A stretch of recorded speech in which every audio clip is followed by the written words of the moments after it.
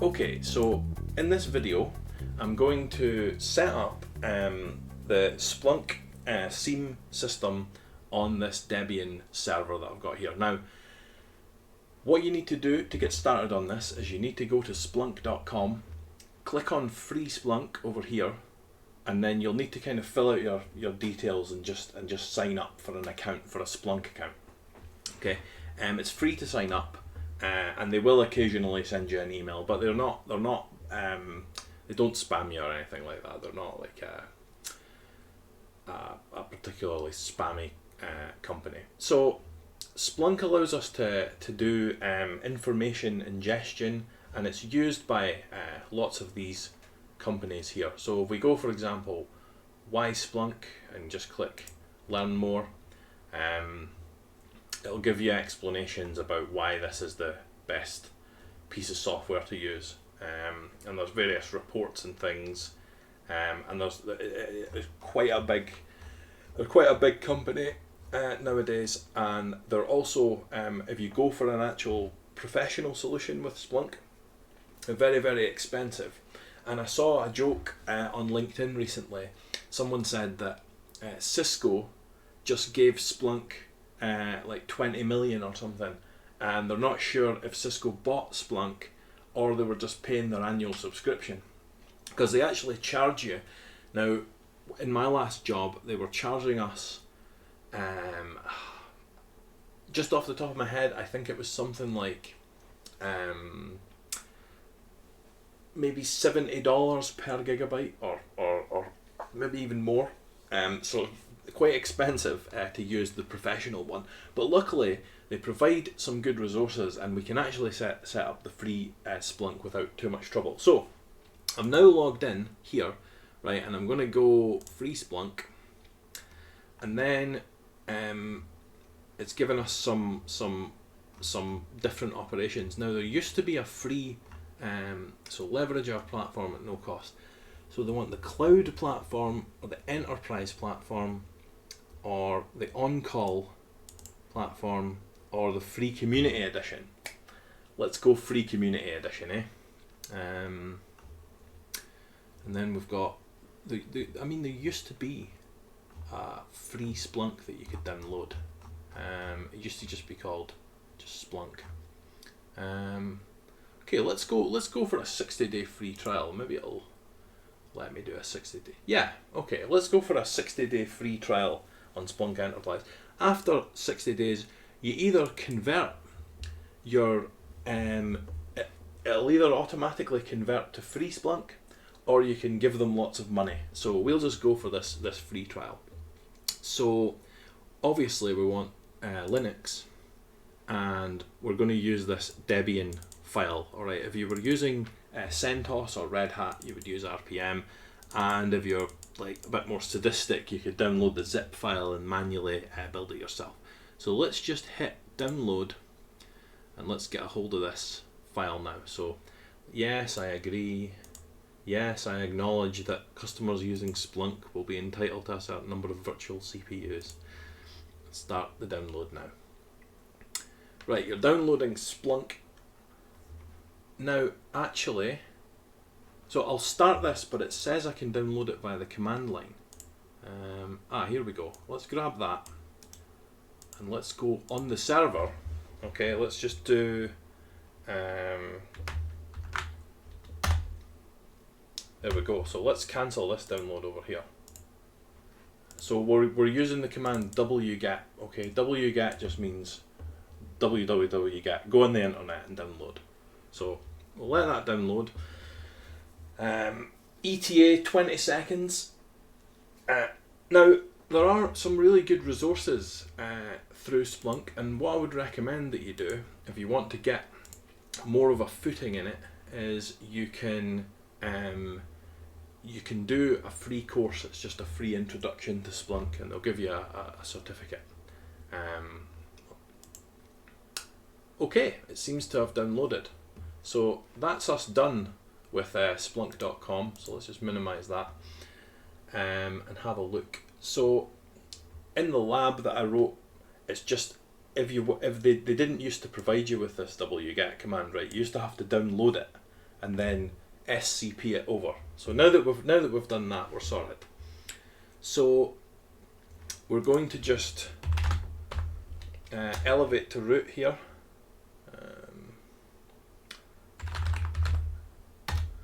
And then we're going to go cd to home Michael. We're going to chmod Splunk. And then to install a Debian package, you just do Debian package -i and then the name of the package. Okay. It might complain, it might give me a complaint about being root or something, but we'll see.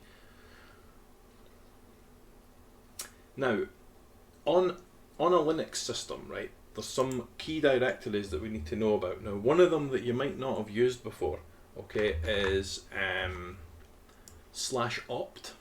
Okay, so if I do cd to root, so we have this one here, /opt, and that's where you can put, an easy way to remember it is like optional software.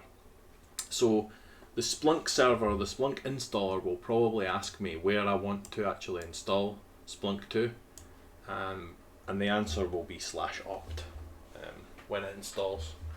So let's just see what happens here. Okay. What's it saying? Curl not found. Right, well, we can fix that.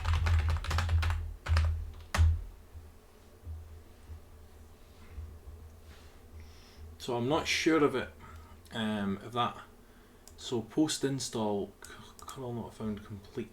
Right, so let's just try again. Looks like there's an upgrade attempting to stop the installed Splunk server. Splunk D is not running. Unpacking Splunk. Right, let's just run it again because we don't want there to be an error about curl or something. So let's just look at the next step. dpkg status Splunk will be the next thing to do.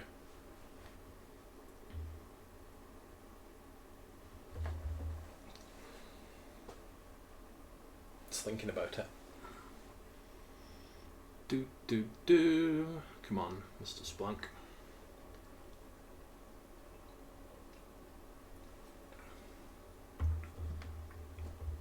Get another window ready to open up the web server.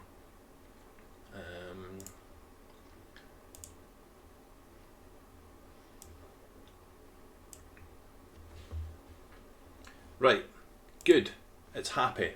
So it's telling me, right, that Splunk D is not running. So that would be the daemon, the Splunk daemon that isn't running. So let's just first of all check the Debian package status. So dpkg -i Splunk.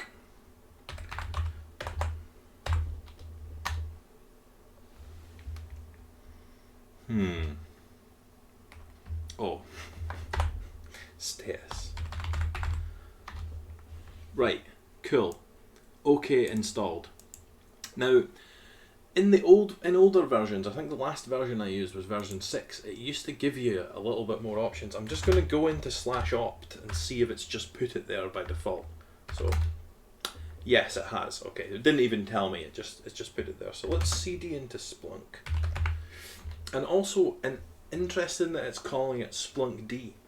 So what you used to have to do is you used to have to go to the bin directory. Okay, and there's a file in here called Splunk, and you used to have to run Splunk start. But I'm wondering if they've got it set up as a service now. So let's just do systemctl status Splunk D. Systemctl. No. Try Splunk. No. Okay, so we are going to have to manually start it. So let me just go to, let's get their website back and see what it says about. So getting data in Linux, choose additional, download, get data in, dive in, we're here for you. Installing on Linux, here we go. /Splunk start, it's the same as it used to be. Okay, so this file here, Splunk, is the one that we want to run. So from /opt bin Splunk, we just want to do ./Splunk start. Okay, and then when you see this in Linux, this means it's a pager, so you're going to have to scroll through it with space. So we can just hold down the space bar till we get to the end. It's quite a lot of terms and conditions. Do you agree with the license? Why not?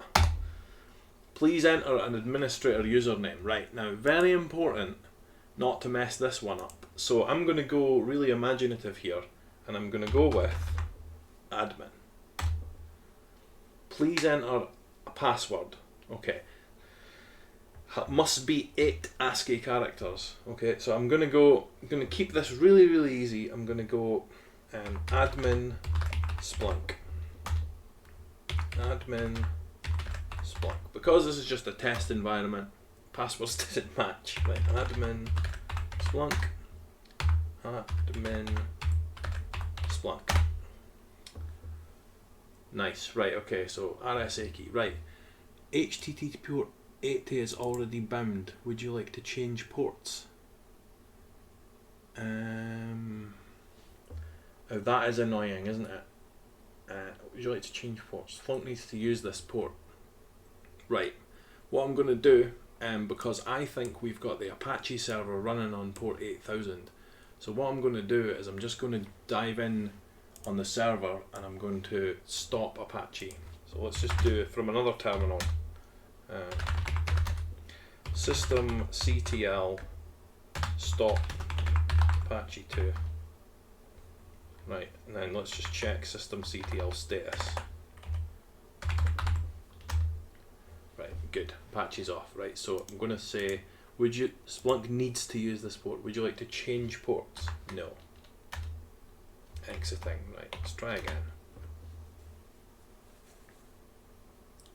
Okay, it just didn't like that Apache was using that port. Right, waiting for the web server to become available.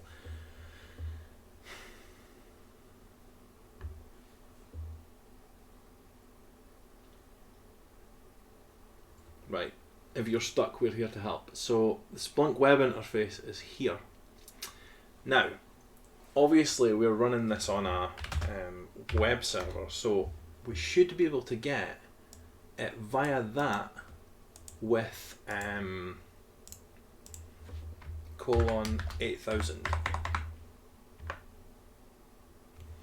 Here we go, look at this. Right, so username is the username we just set up, and the password is admin Splunk. We're in. Excellent. Right. Okay. So hopefully that wasn't too challenging. Remind me in 2 weeks. Okay. So here we are. This is we are now running. This is now running on our server. Okay. And we've got various things, but I'm just going to give you a quick demo of how this works. So the main tool that we use in Splunk is this search and reporting tool. Okay, and let's just skip that tour. It looks a bit like this. So we enter our search values in here and they appear down here. Okay, so what I'm going to do now is I'm going to try and get some data into Splunk. So let's just head over to here, navigate to this page and download the tutorial data files. Okay, so let's just grab this.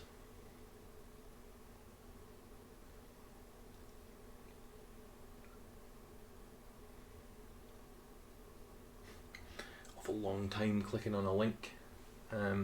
So we need these two files, tutorialdata.zip and prices.csv.zip. Now I'll make them available to you, okay, if that link turns out not to be working, and I can actually go and get these from our Moodle page. So give me a wee second to just go and get them, because it's obviously upset about that link for some reason. So we need two files. We need tutorialdata.zip and prices.csv.zip. Let me just download those now. So tutorialdata.zip, save, and prices.csv.zip. Prices.csv.zip.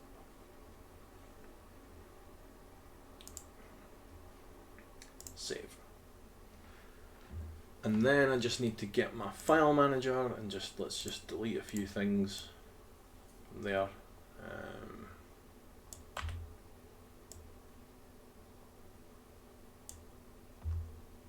Okay, so it's telling me like, well, I'm telling me it was me that actually wrote this, so I'm telling myself. So in the Splunk server, click add data and then upload tutorial data.zip.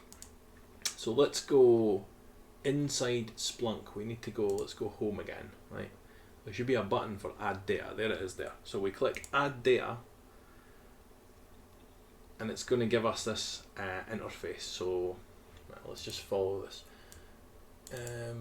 Download the two files, don't uncompress them. In the Splunk server, click add data, then upload tutorial data.zip. Click next. Right, okay, so skip. So upload from my computer, select file, let's go prices.zip and tutorial data.zip. Oh, it's going to let me do it one at a time. Okay. Upload your file, right, next. Source type. Now, click next. Under host radio button, change the radio button to segment in path and enter 1. So segment in path and enter 1 for the segment number. Leave index as default, click review and click submit. Okay, so leave the index as default, click review, submit. And then it's going to upload the file. Right, file's been uploaded successfully. Good. Right, so let's go.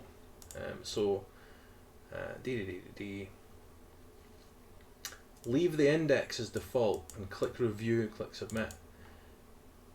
If you get an error or timeout, you might need to edit something about disk usage, okay? But I think we're okay. I don't think we're getting an error on this time. Right. Into the search bar, click the following: source equals tutorial data.zip star. So let's head back to the main page and then let's go search and reporting, and then tutorial data.zip star run. Search for index time last 24 hours, all time we'll say. There we go, look, it's found it. Okay, it's found the tutorial data.zip. Look, it's counting up. Look at all these events. Look at all this stuff that's coming in. Right, now we're getting somewhere. Okay, so next thing we want to do is so there's this company, this fake company that they came up with. It's a computer games company and they're called Buttercup Games. Alright, and they sell like different types of computer games, and this is a common data set. The first time you ever use Splunk, this is the kind of the training data that you'll use to practice with it. So let's start a new search, set it to all time, and we're going to go Buttercup Games action equals purchase.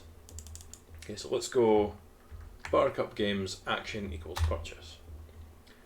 And then it's going to scan through and it's, look, here's all the events here. Here's all the different purchases here. Right? So using the fields in the left hand pane, can you narrow the search down to the www3 host? Okay, so let's try and narrow the search down to the www3 host. So let's go host and let's change it to W. So these are the Buttercup Games is running 3 web servers, right? So here's www3 here, right? And then the next kind of challenge question was, can you find out how many GET requests were made to the server? So let's go down and do, let's look for GET requests.